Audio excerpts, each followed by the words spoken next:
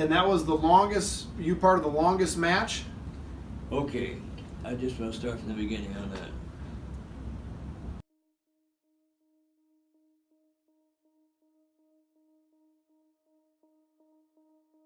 We wrestled 14 minutes without a point between us. Really? Yeah. I wrestled Duke Angel from Osage all through high school, always beat him. He always gave me a hard time, but I always beat him. He beat me that night, so I got third instead of even second. Really? But I still say the fairest way that referee could have gone is talk to another couple of coaches. Now they got a couple of coaches or referees, and they got some coaches Yep. helping him out. Not that time. It was his own call. That was his own call. Really? Yeah. A couple of names that'll come to mind from being young all the way up through high school would be, the number one would be Dan Euchre, Pa Euchs. He's the first one that really got us on the mat, took us everywhere. Then Coach Jennings, while I was in high school, and those are the coaches probably that had the biggest impact. Pa Euchs is probably the one I spent the most time with from kindergarten all the way through senior year, and then Mr. Jennings after that. But it's really just the tradition of Osage. That's what pushes you. As a little kid, you go to all the wrestling meets, you watch the green singlets out there, and you know that when your time comes, you better be ready to go and you better be good. It'd be my dad. My dad, he got me involved and he pushed me along the way. So. Very nice. And was your dad a high school wrestler too, or?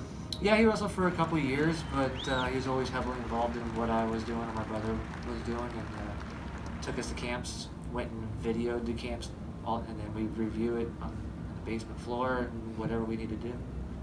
I had an older brother that's 3 years older than me, and I kind of, went under his wings and followed him. And as far as the hard work and stuff, and obviously there's lots of people, but my dad, mom, their relationship. So that's something to strive for. And my head coach Ed Birnbaum was very instrumental, and helped me kind of change the ways and get to where I needed to be. The very first person that got me into the sport was a guy by the name of Bill Beats Dotson out of East Waterloo.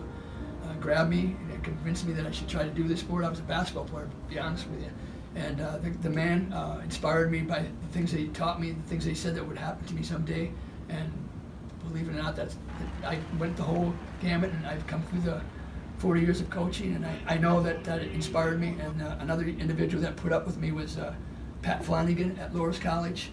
I had just come back from Arizona Western, didn't think I was going to wrestle anymore. He talked me into it, and without those two pushing me and giving me a chance to come back, I don't think I would have been here. And my kids have always inspired me, and this last group of seniors are something special for me. Well, I had a lot of people. I got started with my brothers Mike and Mark, both got me going.